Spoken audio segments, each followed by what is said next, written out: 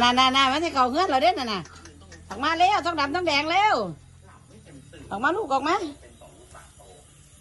เจ็บพนอนใส่ล่ะน้ำกดเจ้าไปเลยเด้น่ะนั่น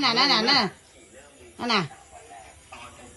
เขาก็อยากไปน้ำแล้วเนาะเขามาน้ำเนาะนั่นเองไปถือหมอดินั่นเดียวเจ้าต้องเอามาไว้ข้างนอกเจ้าให้มันกินแล้วเตี๋ยกินแล้วญี่ปุ่นบ้านอิ่มเหรอวะคอยบ้านเนี่ยมองนอนหน้าบ้านแท้เถ่าเอ้ย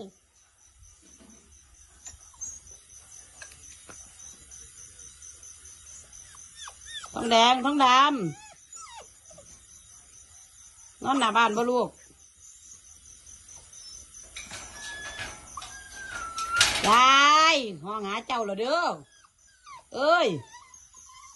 ห้องหาเจ้าเด้อท้องแดงท้องดำ